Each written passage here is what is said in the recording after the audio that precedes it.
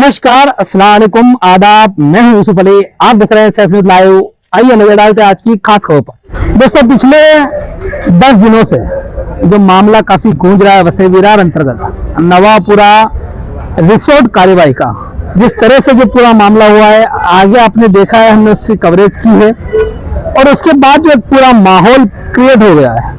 और इस समय जो समाज के दो धड़े अलग हो गए। एक वो लोग हैं जो रिसोर्ट के ऊपर कार्रवाई की मांग कर रहे हैं, आज भी जो रिसोर्ट अनधिकृत बाकी है उसके ऊपर मांग कर रहे हैं। तो दूसरा धड़ा वो है जो इन रिसोर्ट को तोड़े जाने पर सवाल उठा रहे हैं। तो ऐसा ही कुछ मामला आज हम इस समय वसई तहसीलदार कार्यालय में खड़े हैं और यहाँ अभी कुछ लोग वसई तहसीलदार से मुलाकात करने आए और उनको आकर ये कहा कि जो अनधिकृत रिसोर्ट आज भी वहां खड़े हैं उन पर तोड़क कार्रवाई की जाए।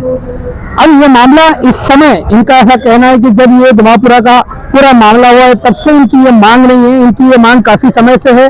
उसके पीछे उन्होंने अपने तर्क भी दिए कि रिसोर्ट में किस तरह के इनलीगल कारोबार होते हैं और जितने जो रिसोर्ट है, ज्यादातर रिसोर्ट अनधिकृत तौर पर बनाए हुए हैं, भूचरण जमीन सरकारी जमीन पर है या सीआरजेड का उल्लंघन कर रहे हैं। ऐसे कई चीजें हैं जो वहां।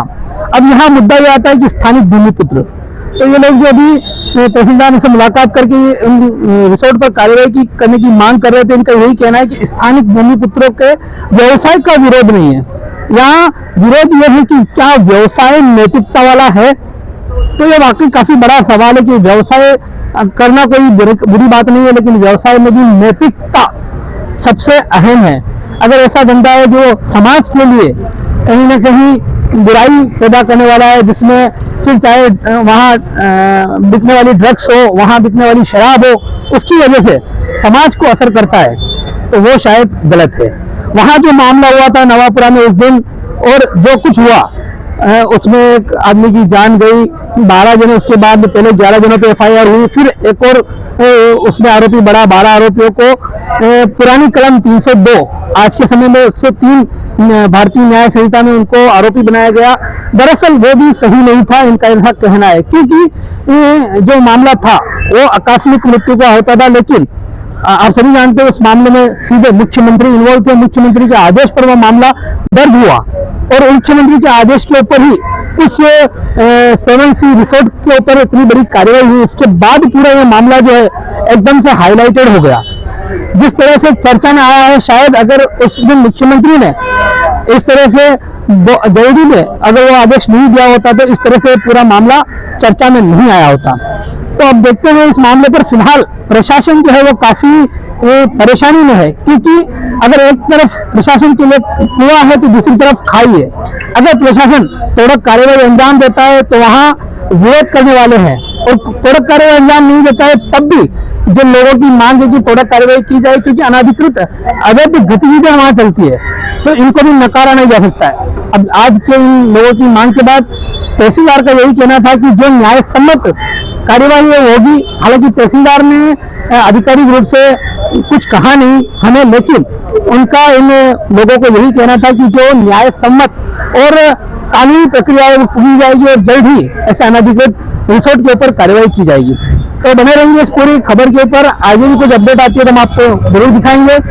उन 12 लोगों को फिलहाल मजिस्ट्रेट कस्टडी, जिसे जेसीबी बोलते हैं, जुडिशियल कस्टडी में भेजा जा चुका है। कल इनकी पेशी थी और पेशी के बाद इनको जुडिशियल कस्टडी में भेजा गया। अब वहाँ 15-15 दिन में वो बेल एप्लीकेशन के लिए बेल एप्लीकेशन कर सकते हैं। एक बार बेल एप्लीकेशन रिजेक्ट हुआ तो फिर 15 दिन एक्सटेंड होता है, ऐसा उसका प्रक्रिया है।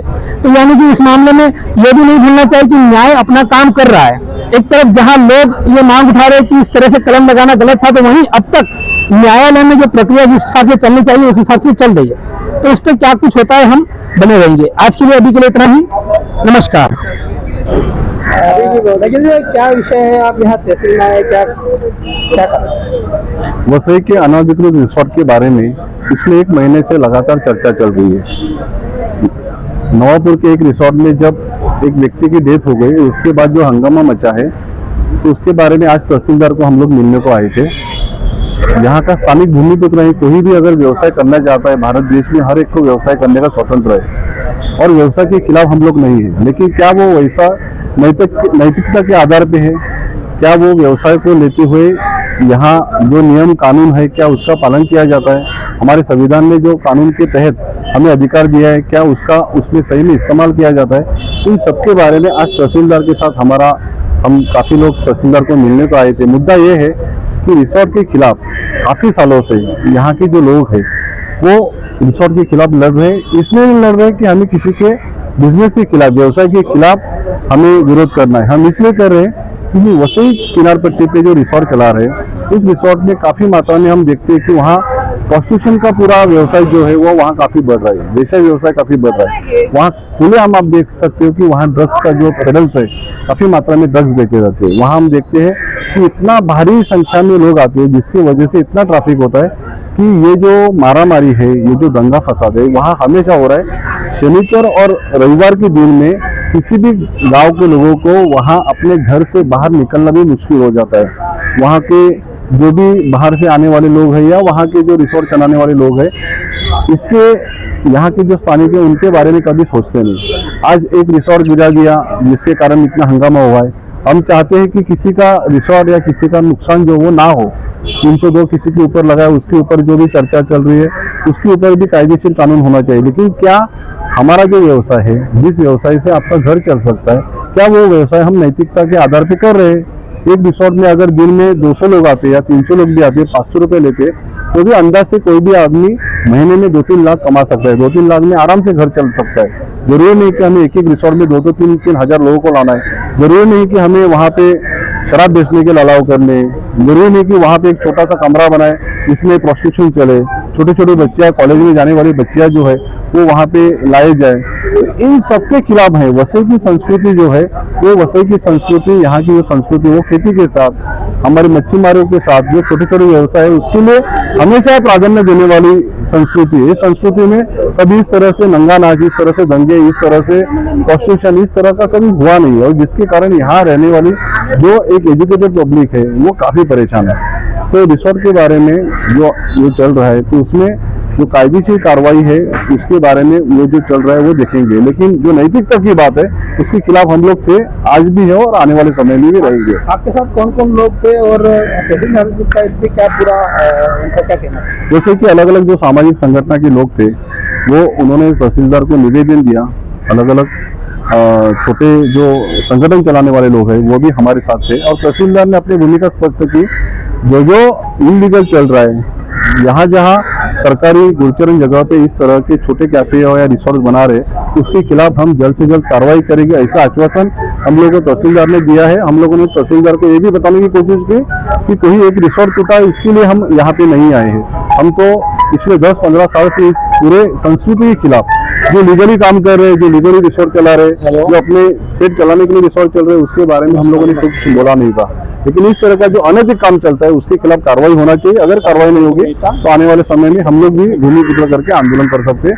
ये जानकारी उन्होंने दी। अब देखते हैं आने वाले समय में तहसीलदार या प्रशासन क्या भूमिका लेती है। एक तरफ वहाँ गाँव में घंटानाद आंदोलन और कुछ ऐसे आंदोलन हो रहे जो लोग उनकी भूमिका, आपकी भूमिका उनसे विरोधी लग रही है, इस पे क्या कहना है? हम किसी के विरोध में नहीं, हम बता रहे हैं कि नैतिकता से जो भी बिजनेस है वो होना चाहिए।